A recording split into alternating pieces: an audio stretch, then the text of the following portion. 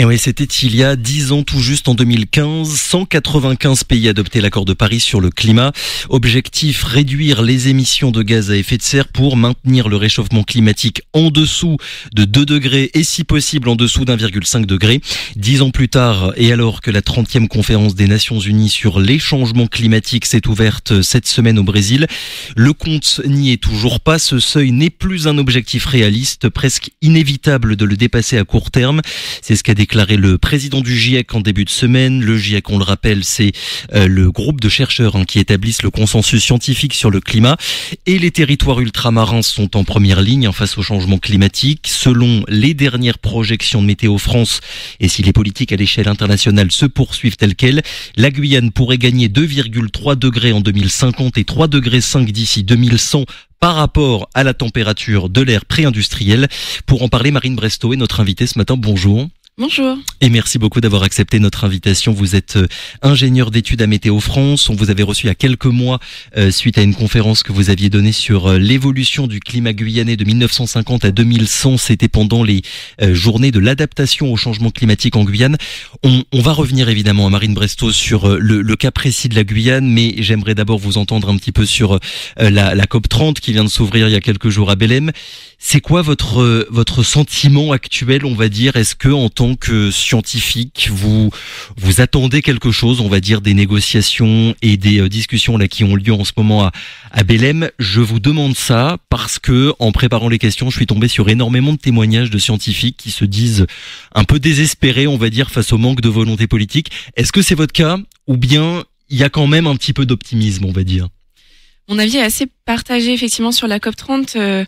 On sait qu'au niveau politique, c'est là qu'il y a le coup de projecteur sur tous les chefs d'État qui sont donc prêts à prendre des mesures pour limiter donc comme vous l'avez dit, les émissions de gaz à effet de serre et peut-être limiter le réchauffement. Oui. Mais c'est vrai que dans la pratique, c'est pas forcément le cas. Après, donc la COP30, elle est quand même très spéciale cette année. Elle se passe à Belém, au cœur de l'Amazonie. C'est les 10 ans de l'accord France-Brésil. Donc il y a peut-être une volonté vraiment avec un coup de projecteur accru là-dessus, peut-être comparé à celle de l'année dernière. Mais est-ce qu'il va y avoir des mesures prises politiquement, un engagement politique réel? Oui. Ça, je ne sais pas. Il faut savoir aussi qu'à la COP, il y a plusieurs. Donc il y a la zone, il y a les zones où donc les politiques prennent des décisions, etc. Mais il y a aussi beaucoup de zones de conférences. Oui, une zone bleue et une zone verte. Exactement. Il faut bien faire la différence entre les deux. Et donc il y a aussi c'est aussi l'occasion de, pour les scientifiques de se rassembler, d'échanger, de communiquer, etc. Donc faut aussi pas oublier cet aspect valorisation de la connaissance, justement en profitant de ce coup de projecteur un petit peu plus politique. Oui. Mais ça reste un événement scientifique et c'est aussi un événement scientifique. Sur ce désespoir scientifique entre guillemets, je me base sur une enquête qu'avait réalisée le journal britannique The Guardian il y a quelques mois. Sur les 380 scientifiques qui avaient été interrogés, il y en avait que 6% qui restaient optimistes en estimant qu'on arrivera à ne pas dépasser ce fameux seuil d'1,5 degré. On va mettre de côté les émotions, Marine Brestow, pour rentrer un petit peu dans le détail et expliquer le plus finement possible un petit peu la situation à tout le monde. Déjà, sur ce seuil, j'aimerais qu'on s'y arrête, ces fameux 1,5 degré, parce que ça peut paraître minime quand on a en tête le changement de température d'un jour à l'autre, alors que là, ce dont on parle, c'est radicalement différent. Est-ce que vous pouvez nous expliquer pourquoi, ce changement de seuil, 1,5 ou 2 degrés, c'est un tournant majeur, en fait, pour le climat? Alors déjà, de quoi est-ce qu'on parle? Quand on parle donc de 1,5 ou 2 degrés, c'est par rapport à la période pré-industrielle. Oui. Donc la période pré-industrielle, c'est 1850-1900. Donc on estime d'ailleurs à l'heure actuelle que le climat, c'est déjà la Terre au niveau global mondial, c'est déjà réchauffé de 1,3 degrés. Donc à l'heure actuelle. Donc on est quand même très très très proche des 1,5 à 2 degrés. Oui. Donc ces chiffres, ils sont vraiment très importants, 1,5 ou 2 degrés, parce qu'on donc on parle du réchauffement mondial. Or, la Terre, qui est composée à 80% d'océans, donc la planète Terre, les continents se réchauffent plus vite que les océans. Donc en fait, dans ce chiffre, on est quasiment forcément sur Terre au-delà. Donc par exemple, si la Terre se réchauffe de 2 degrés au niveau mondial, en fait, on va avoir des répercussions différentes, qu'on soit sur une petite île, par exemple, qu'on soit en Martinique, qu'on soit sur un continent comme en Guyane, ou alors qu'on soit même aux moyennes latitudes comme en France hexagonale. Donc on a vraiment des répercussions qui sont accentuées quand on est sur Terre et encore plus accentuées par exemple aux moyennes latitudes, donc par exemple en hexagone ou alors au pôle. Là on a un effet de réchauffement qui est encore accentué. D'où l'intérêt d'avoir des données en fait les plus précises possibles pour savoir ce qui va se passer sur un territoire et ne pas parler constamment de réchauffement climatique à l'échelle internationale en fait. Exactement, c'est bien l'objectif l'objectif du GIEC, c'est de quantifier au niveau international ce changement global et ensuite aux instituts nationaux et régionaux de quantifier à l'échelle locale. Donc par exemple Météo France là a mis à jour des projections du changement climatique pour les outre-mer. Donc pour chaque outre-mer, on a des projections à plus fine échelle et ça nous permet de quantifier parce qu'on sait que les outre-mer sont ce qu'on dit des espaces, c'est des territoires encore plus vulnérables au changement climatique. Oui, les territoires en première ligne ultramarins sont en première ligne du réchauffement climatique. C'est l'expression qui revient tout le temps. Que ce soit qu'on soit des territoires insulaires comme dans les Antilles, comme à La Réunion ou dans le Pacifique, mais aussi comme en Guyane, on est certes sur un continent, mais en fait déjà on est à l'équateur, donc on a déjà des températures très très élevées, un climat chaud et humide, et donc avec le réchauffement climatique, on a comme un emballement de cet effet et des conséquences encore plus importantes sur la biodiversité, sur l'énergie, sur l'habitat. Oui, justement d'ailleurs pour comprendre vraiment ce qui se passe, il faut toujours mettre aussi en corrélation le climat, la température avec tous les autres indicateurs, donc voilà tout ce que ça va entraîner en fait dans le système climatique. Il faut vraiment avoir une approche globale du sujet.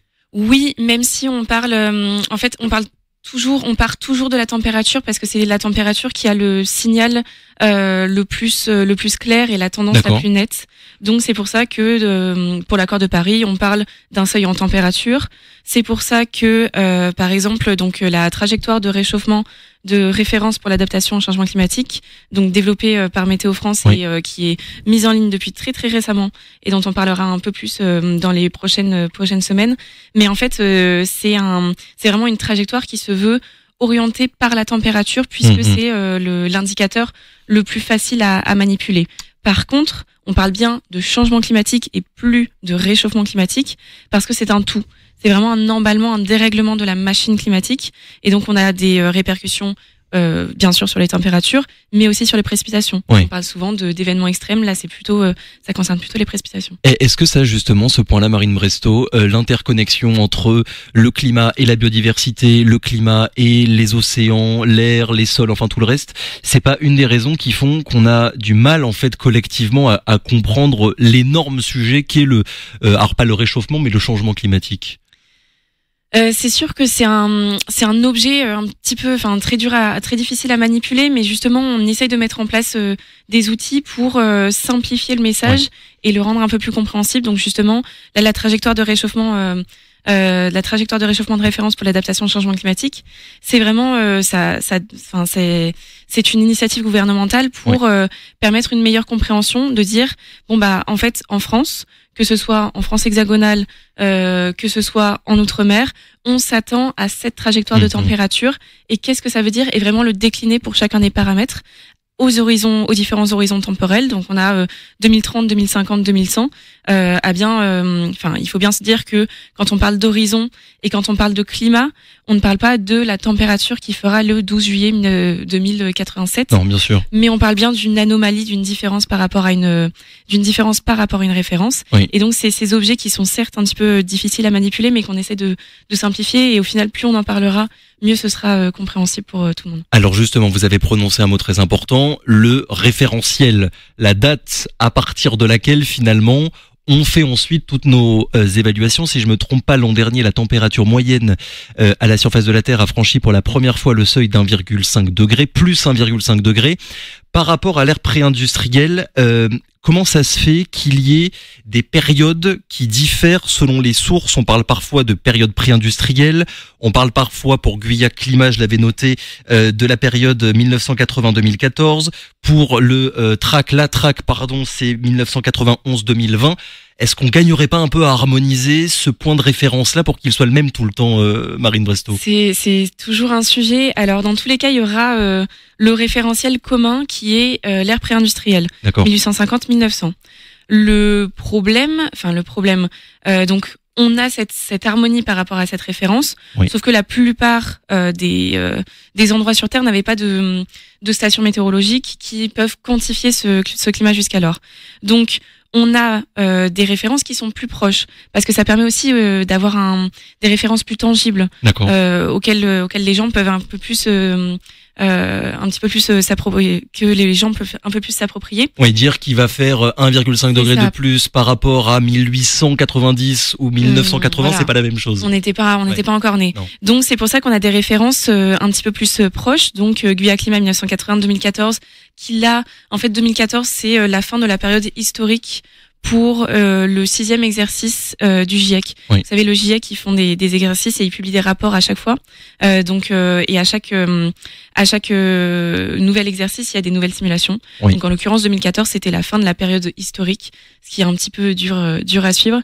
Mais là, pour le coup, pour la trajectoire de réchauffement de référence, on a décidé de prendre la période la plus proche possible.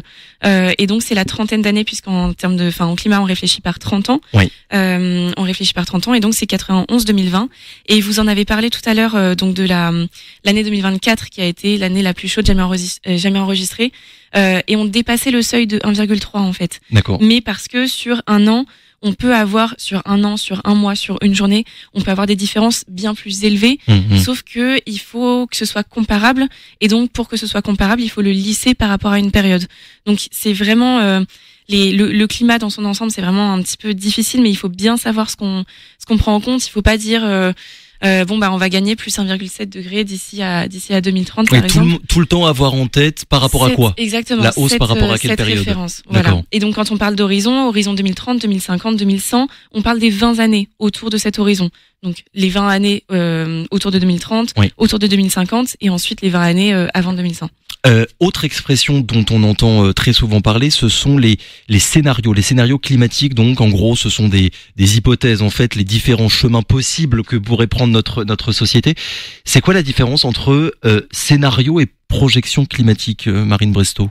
Alors les projections climatiques, c'est vraiment le nom un peu commun des simulations climatiques. D'accord. C'est la donnée qu'on produit. C'est la version climatique des prévisions météo. Puisque entre météo et climat, on a des différences de temps et d'échelle, et donc on va pas parler de prévision climatique, mais de projection climatique. C'est vraiment une différence de langage. C'est juste ça. Et par contre, donc les scénarios, là, c'est vraiment les objets que donc le GIEC a créés. Donc le GIEC, le groupe international de chercheurs sur le climat, ils ont créé des narratifs, ce qu'on appelle des narratifs. Donc ils ont créé 5 SSP pour des pathways, donc des trajectoires socio-économiques, et vraiment des grands narratifs de ce que la société mondiale pourrait devenir, exactement. En allant donc du SSP1 à une durabilité globale, tout le monde s'entend bien, tout le monde pense aux énergies vertes, etc. Et au contraire, le SSP5, un développement accru basé sur les énergies fossiles. Donc ça, c'est vraiment l'ingrédient de base. On est plus proche en ce moment du 5 que du 1, j'ai l'impression, quand on voit l'utilisation des gaz à effet de serre et tout le reste, non? Alors, il y a quand même quelques nuances. Il y a 1, 2, 3, 4, 5. Donc, on peut espérer quand même ne pas être directement au 5 et se diriger plutôt vers un scénario intermédiaire comme le 3, par exemple. Mais donc c'est vraiment comme le climat, c'est vraiment comme une recette de cuisine en fait. Donc on a les scénarios qui sont la base, on choisit un petit peu notre saladier, on choisit quel narratif est-ce qu'on va prendre. D'accord. Ensuite on rajoute donc là on va avoir 1, 2, 3, 4, 5, c'est les premiers chiffres, et ensuite il y a un chiffre à virgule. Donc par exemple 4,5, 2,5, 7,0, etc. Et ça, en fait, c'est les émissions de gaz à effet de serre. Donc ça, pareil, il y en a toute une panoplie entre 1.0 et 7.0. Et donc c'est vraiment les quantités de gaz à effet de serre qu'on couple au scénario. Donc on a le saladier, on met les quantités de gaz à effet de serre dedans, et ensuite on met tout ça au four, qui sont les supercalculateurs, donc ce qui produit les projections climatiques, et on obtient donc des projections de la température aux horizons temporels pour chacun des scénarios. On parlait il y a quelques minutes de l'importance d'avoir des données en local, donc dans notre cas pour la Guyane. Je le disais en introduction, peu à peu il y a Météo France qui met à disposition des nouvelles projections climatiques pour les Outre-mer. Pour la Guyane, il faudra attendre encore quelques semaines, hein, donc on va pas forcément en parler précisément ce matin, mais la question que j'ai envie de vous poser, c'est est-ce qu'on a aujourd'hui suffisamment de recherches, de données, déjà pour comprendre le climat local et surtout pour savoir assez finement ce qui pourrait se passer d'ici donc 2030, 2050 et 2100, ce sont les 3 dates qui reviennent tout le temps dès qu'on parle de ça. Alors, en tant que scientifique, je dirais qu'il y a jamais assez de données, mais vraiment là, on a cherché à construire un socle de connaissances encore plus étoffé. Donc, Guya Climat, c'est un premier socle de connaissances. Oui. Et là, on a encore plus de simulations pour vraiment créer un groupe de modèles de référence. Je rappelle juste que Guya Climat, c'est 2022, c'est ça, hein, donc il y a 3 ans. On a fait beaucoup de progrès depuis 3 ans. Oui, oui. Et puis, Guya Climat, c'était déjà un projet très avancé. Mais là, il y a eu des nouveaux modèles, donc à des échelles un petit peu plus fines. Et en fait, le climat futur, c'est tellement incertain, c'est tellement lointain que, en fait, quand on parle de climat futur, il y a 3 sources d'incertitude. Il y a ce qu'on appelle la variabilité interne, donc du système Terre. Par exemple, le phénomène ENSO, le phénomène El Niño, La Niña. On a beaucoup d'incertitudes sur son évolution. Et puis ensuite, il y a l'incertitude du scénario, l'incertitude liée au scénario, et ensuite l'incertitude liée au modèle. D'accord. Donc, en climat futur, on vise vraiment à multiplier les projections, donc les simulations, avec plusieurs modèles, plusieurs scénarios pour quantifier cette incertitude. Donc, plus on a de sources de données un petit peu différentes, mais qu'on peut quand même comparer, plus on pourra encercler les données probables, les données possibles, et donc là vraiment affiner notre message. Ouais, donc en fait c'est comme ça que vous faites en prenant finalement les données un peu les modèles du GIEC pour les ramener au local en quelque sorte. C'est ça. Donc ça, c'est ce qu'on appelle. Donc ça, c'est des modèles de climat globaux. Oui. Donc c'est des modèles qui tournent sur toute la Terre et ensuite qu'on zoom sur la Guyane avec un système de débiaisage statistique. Ou alors là, il y a aussi eu le modèle de Météo France développé à Toulouse qui a tourné à une échelle de 20 km. Là sur sur un très large Atlantique Nord. D'accord. Voilà. Mais donc là, c'était un nouveau modèle, par exemple. Dernière question, Marine Brestow. Il y a un outil qui est développé par Météo France qui s'appelle Climadiag Commune. Pour la Guyane, ça devrait être mis en ligne d'ici la fin de l'année. L'idée, c'est que tout le monde puisse voir en fait ce qui va se passer dans sa commune à horizon 2030, 2050 et 2100. Comment dire, est-ce que c'est fondamental de localiser entre guillemets un sujet aussi énorme que le réchauffement climatique, déjà évidemment pour que les stratégies d'adaptation soient les plus intelligentes possibles, mais aussi pour que tout le monde prenne conscience en fait de ce qui va se passer demain chez soi dans sa propre commune. Complètement. Et c'est entièrement le but de Climadiag Commune, c'est vraiment de fournir un outil qui est accessible à tout le monde. Oui. Tout le monde, que ce soit la population, le grand public, les élus, les maires, les entreprises, vraiment toute une panoplie d'acteurs de la société civile pour justement savoir à quoi est-ce qu'on va s'attendre dans sa commune. Et puis donc, précipitation, montée des eaux, exactement. Voilà tous les indicateurs. Niveau marin, précipitation, température. Sécheresse, température extrême. Il y a vraiment toute une panoplie d'indicateurs qui est visible de manière très graphique et très facile avec des petites bulles. Et ça, ce sera disponible d'ici la fin de l'année. D'ici la fin de l'année, on en reparlera très largement d'ici la fin de l'année. Et on vous recevra à nouveau. Merci beaucoup Marine Brestow d'avoir été avec nous ce matin. Je rappelle, ingénieure d'études à Météo France. À bientôt.